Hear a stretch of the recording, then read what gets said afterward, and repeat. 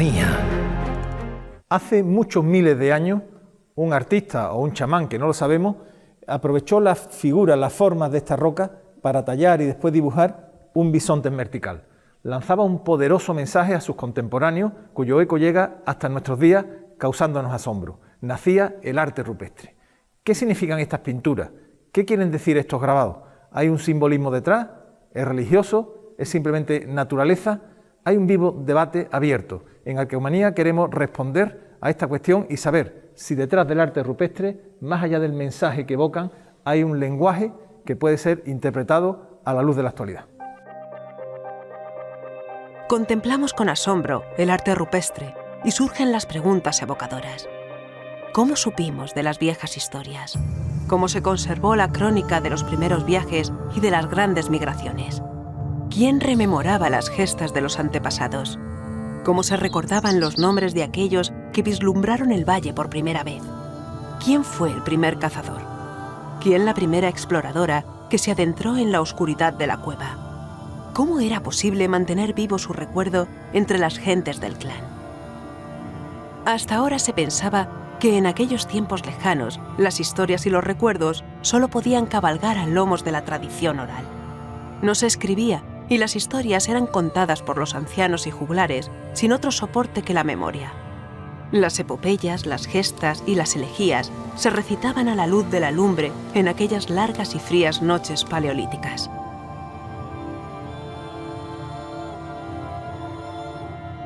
Pero el arte rupestre nos reta desde sus trazos singulares. Existe otra posibilidad. Quizás las pinturas y los grabados de las cuevas custodiaran la memoria colectiva. Quizás contaran una historia, relataran un mito o lanzaran una advertencia. Quizás compusieran un relato primigenio en un lenguaje que solo los iniciados alcanzarían a conocer. O tal vez esa forma de expresión fuera participada por el grupo a modo de lenguaje visual compartido. Porque las pinturas rupestres no solo son arte, son sobre todo mensaje, y nosotros queremos descubrir su código ancestral. Y la pregunta queda en el aire. ¿Se podría considerar a la pintura rupestre como una primera forma de escritura? ¿Se podría leer, por tanto? Vamos a comenzar con un posible relato prehistórico, cuyo significado hasta ahora desconocemos. El Tajo de las Figuras domina, desde el alto, al embalse del Celemín, en Menalup, Casas Viejas, Cádiz.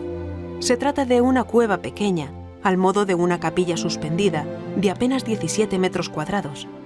Sus paredes y techos componen un mural de 962 pictogramas. De ellos, 208 corresponden a tipos diferentes de aves perfectamente identificables. Los investigadores creen que comenzó a pintarse durante el Paleolítico y se utilizó como lienzo hasta la Edad del Bronce. Los pintores del Tajo de las Figuras sabían muy bien lo que hacían. No solamente contaron un relato, sino comulgaron con el paisaje y crearon un espacio probablemente sagrado. Detrás mía se encuentra la necrópolis megalítica del Celemín, con más de 20 dólmenes conocidos. Por tanto, estamos en un espacio sagrado al cual vendrían gente de toda la comarca, probablemente a conocer ese relato ancestral que nos habla de la vida y de la muerte.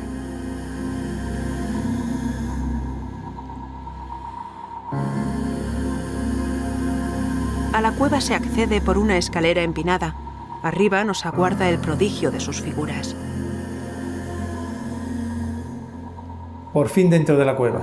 Sobrecoge pensar que en este lugar sagrado, durante miles de años, los sacerdotes o los artistas o los maestros contaron el mismo relato utilizando estas pinturas rupestres.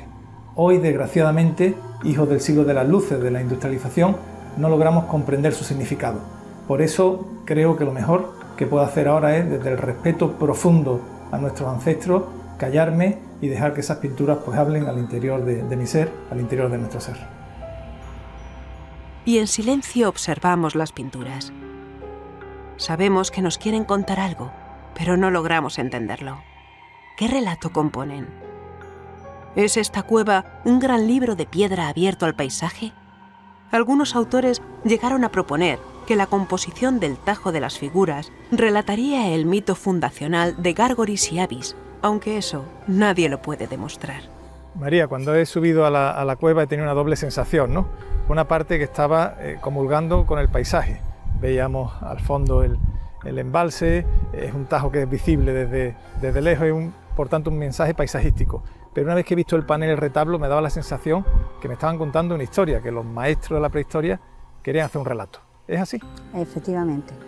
Ellos, mediante las figuras que aparecen representadas en ese gran panel, vemos animales, vemos humanos, vemos numerosos signos y en ellos se aprecia, por una parte, la importancia de determinadas especies. Sobre todo destacan las aves. Esto es algo extraño dentro de lo que es el arte rupestre, porque no hay una cueva con tantas pinturas y además nos muestran escenas de la vida de las aves. También en los humanos hay representaciones que nos hablan de la fertilidad. Se pone el sexo, en los animales también queda muy claro, marcado el macho, la hembra. Todos son escenas que también representan una época estacional, de la primavera al otoño. Son pinturas que nos hablan de fertilidad, de vida, de ciclo de la vida, pero también nos hablan de la muerte, ¿no? Claro, dentro del ciclo de la vida está la muerte, Y entonces el ciervo también es un animal muy vinculado siempre al mundo de la muerte. Dentro de la muerte hay una cosa que me ha llamado mucho la atención, muchísimo. Las aves están mirando normalmente hacia el este, a la salida del sol, la vida, y sin embargo hay una figura que parece un muerto, una persona tendida, muy rígida, donde emerge, parece de su pecho, una grulla que mira hacia el oeste, la puesta del sol, la muerte. ¿Pudiera haber un mensaje de la otra vida? Nosotros hemos planteado la hipótesis de que esa relación también de la grulla con muertos puede también simbolizar lo que estamos marcando también los ciervos y otros animales de la muerte, ¿no? de marcar ese tránsito. En todo caso, la cronología del arte rupestre del Tajo de las Figuras es muy extensa, lo que nos demuestra la pervivencia del posible relato durante muchas generaciones y, quién sabe, si su actualización a lo largo de los siglos.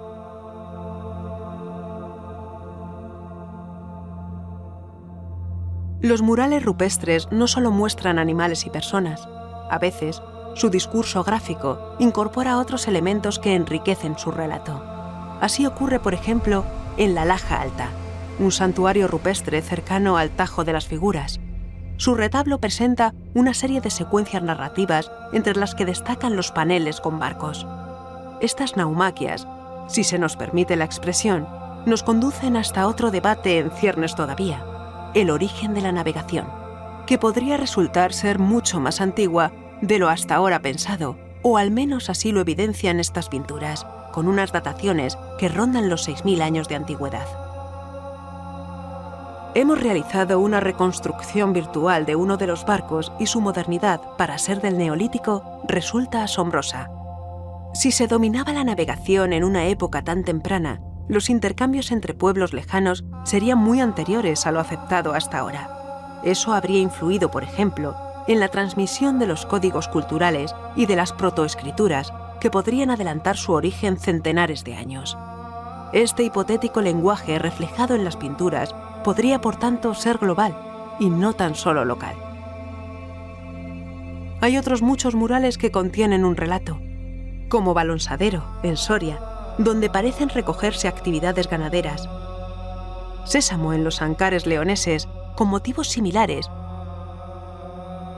o la Cueva de la Victoria en Málaga, donde tal vez se reproduzcan los méritos de un difunto, como se vería siglos después en las tumbas del Valle de los Reyes, en la antigua Tebas.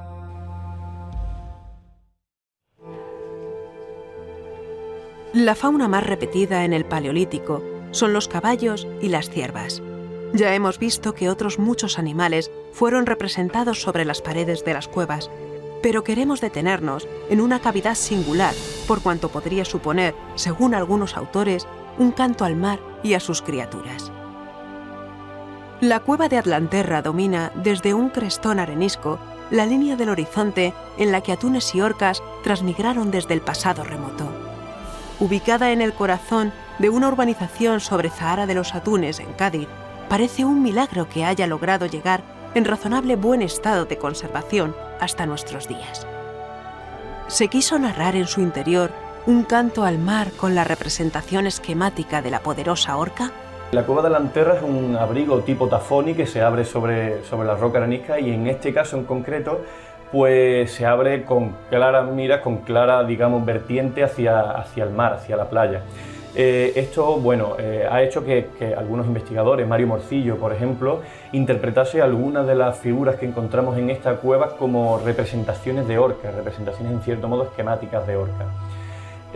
Si bien no podemos negar esta vinculación de la cueva con el mar, eso es totalmente innegable, a día de hoy no tenemos pruebas fehacientes o digamos sólidas que corroboren estas hipótesis. Es cierto que es muy interesante y nos hace también plantearnos y cuestionarnos nosotros mismos por qué sí se representan los ciervos en esquemático, tanto en esquemático como en figurativo en momentos paleolíticos, o el propio caballo, y entonces ¿por qué no se pueden representar las orcas? La cueva de Atlanterra ciertamente tiene una continuidad en lo que a las manifestaciones gráficas se refiere, desde el Paleolítico superior con los motivos figurativos de cierva y caballo, y esa continuidad hacia la Edad del Bronce.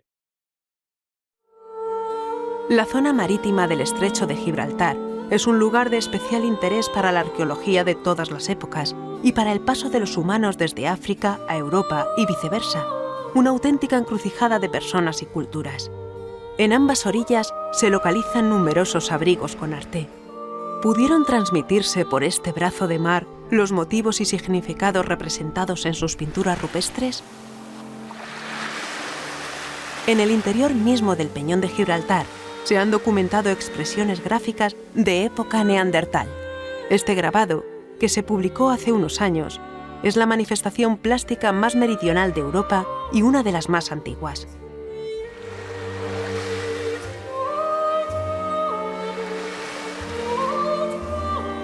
Algunos científicos consideran al estrecho demasiado peligroso como para permitir la navegación prehistórica. Decidimos comprobarlo y embarcamos en Tarifa con la intención de grabar su compleja singladura. También queríamos documentar la presencia de cetáceos y atunes para comprender la impresión que causarían a los primeros navegantes, que quizás los plasmaran en algunas de las pinturas de la zona, como sería el caso de la cueva de Atlanterra. En las proximidades de Tánger podemos observar los modos de pesca tradicional del atún. Se trata de pescadores marroquíes que desde una simple patera usan tan solo anzuelo e hilo con piedras para llegar al fondo. Este chambel es suficiente para capturar peces de gran tamaño. Puede que esta sea una forma de pesca que se haya mantenido viva desde la prehistoria. Por eso, algunos investigadores afirman, como ya vimos en el caso de la cueva de Atlanterra, que algunos cetáceos, como estos calderones o las temidas orcas, podrían haber sido inmortalizados sobre sus paredes. ¿Quién sabe? El caso es que hemos podido grabar signos similares en otras cuevas, como la del Arco, en Cieza, Murcia, pero en este caso se asocian inequívocamente a la figura de un macho montés. Sea en su caso la orca en el mar y la cabra en la sierra, fuimos los humanos los que nos adaptamos a cada ecosistema, los que quisimos dejar testimonio de nuestro dominio sobre el territorio. ¿Cómo? Pues si hoy nos identificamos a través de huellas digitales, lo pudimos hacer con el grito al vacío de unas manos pintadas sobre las paredes de las cuevas. Las pinturas rupestres siempre quieren decirnos algo, y una de las formas de las expresiones más antiguas y al mismo tiempo más eficientes son las manos en negativo. Aquí, en el techo de las manos de la cueva del castillo, siento cómo me abrazan con esa tremenda voz a la eternidad que supone. Y es que si uno las observa en silencio, con respeto, puede escuchar, puede percibir el eco de la fuerza y el asombro de aquella humanidad ancestral que las dibujó. Uno de los iconos con mayor fuerza y más representativos del arte paleolítico son las manos. La mano es señal de identidad y de capacidad. El género humano es lo que es por lo que puede fabricar y manipular con sus manos hábiles. Además, las manos son el primer término de nuestra visión. Mucho ha hablado la neurociencia de esta relación y de las capacidades denominadas visoespaciales. La mente y las manos nos hacen como especie y nos permiten expresarnos a través del arte desde la más remota prehistoria. Hemos podido filmar manos junto al abismo de la cueva de la Garma, allí donde el río interior resuena bajo el precipicio. En la cueva del castillo, o en La Pileta. En la cueva de Ardales, en Málaga, se han datado como elementos muy antiguos, quizás neandertales. Y tienen la particularidad de que los dedos no aparecen completos, puede que amputados o simplemente doblados. Recientemente se ha publicado que es posible que existieran rituales de mutilación de dedos que serían inmortalizados sobre las paredes. Las manos de pequeño tamaño indicarían a su vez que este tipo de arte de las cavernas habría sido plasmado por niños o por mujeres. Nada de lo anteriormente dicho se puede confirmar. Lo que sí se puede asegurar es que las manos son un motivo gráfico representado en todo el planeta y en todo tiempo, y que durante el arte paleolítico forman parte del repertorio más antiguo. Probablemente son el grito de identidad más poderoso desde la noche de los tiempos. La fauna es el gran motivo del arte del Paleolítico superior. El tipo de fauna va cambiando a lo largo del tiempo. Al principio proporcionalmente se pintaban más felinos, después en el momento central del arte rupestre, en el gravetiense, el solutrense, pues se dibujan más ciervas, caballos, uros y al final, dependiendo de la zona, pues por ejemplo ya en el magdaleniense, en el cantábrico, se dibujan muchos más bisontes. Pero independientemente del tipo de fauna, hay un debate abierto sobre su significado. ¿Cada animal simbolizaba algo especial o realmente los artistas querían recrear el mundo, la naturaleza que les rodeaba?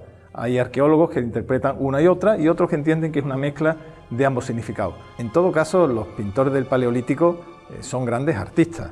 Estamos hablando de personas que persiguen transmitir no solamente una realidad, sino también una emoción.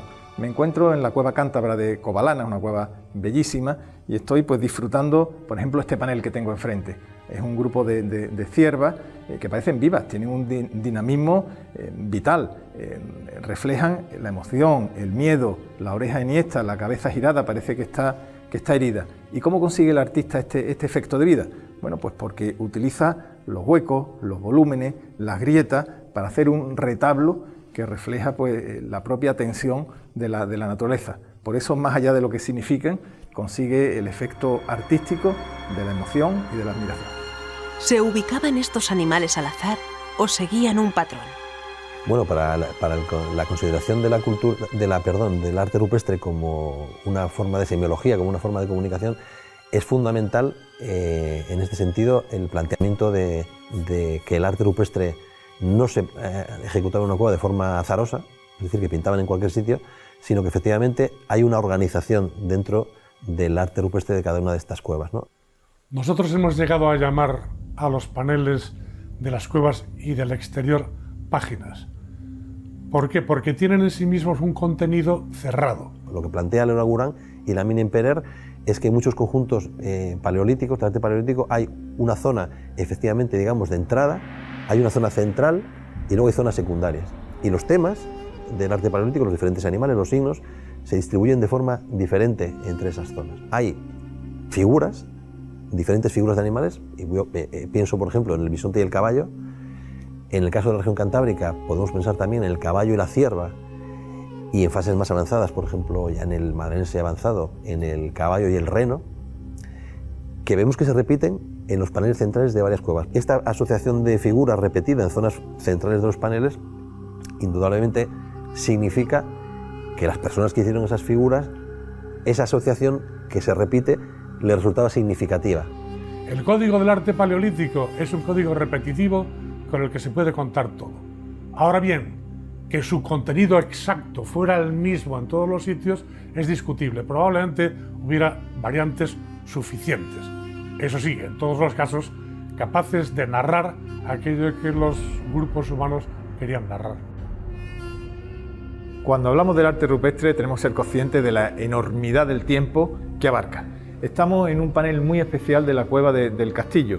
Es una tentación para el pintor, un panel blanco, liso, y en este mismo retablo vamos a encontrarnos estas manos que tienen alrededor de 40.000 años y unos bisontes que tienen 15.000. Quiere decir 25.000, 30.000 años de duración. Los pintores han estado pintando en este panel. Una enormidad, casi 30.000 años. Y cuando al mismo tiempo hablamos de arte rupestre, que es un arte prehistórico, pero para nada es un arte antiguo.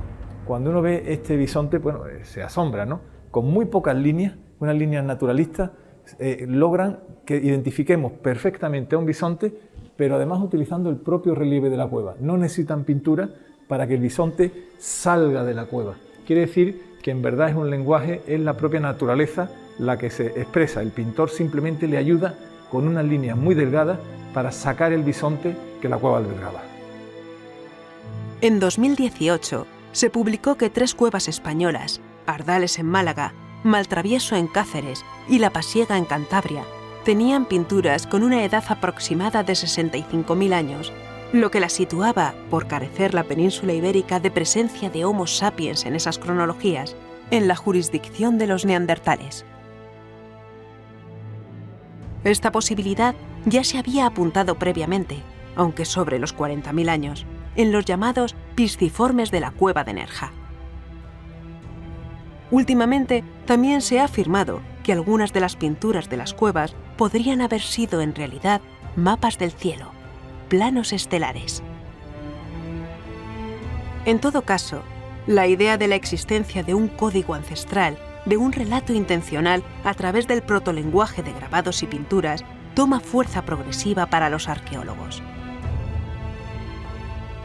El problema es que este código requería de tantos signos como objetos, resultando poco útil para transmitir ideas complejas. Así que se pasó de una escritura pictográfica a una ideográfica, del gran arte paleolítico al arte esquemático del neolítico y de la edad de los metales. El nuevo arte esquemático conservaba imágenes y signos usados en el paleolítico, como los soliformes, los ramiformes, los triángulos y los zigzags. Pero se dejaron de pintar motivos figurativos para usar con profusión símbolos abstractos, capaces probablemente de fijar una comunicación más rica y compleja. Ya sabemos que las pinturas rupestres pudieron suponer un protolenguaje a través del que se comunicaría un relato, pero queremos indagar aún más. ¿Podrían haber evolucionado sus signos y motivos, algunos ya usados desde el Paleolítico, para dar lugar a una especie de alfabeto? Sería un proceso análogo al paso de la escritura jeroglífica a la ideográfica y de ahí a la alfabética. Qué duda cabe que se trata de una hipótesis sugerente, aunque todavía muy arriesgada. Una vez que aceptamos que es posible que estos signos gráficos tengan algún tipo de sentido comunicado, es posible también ver en su grado de esquematismo un grado mayor o menor de intento de codificación. Entiendo que va por ahí la investigación cuando propone que algunas de estas pinturas codifiquen algún tipo de mensaje. Yo creo que la cuestión está precisamente en el tipo de codificación que se realiza.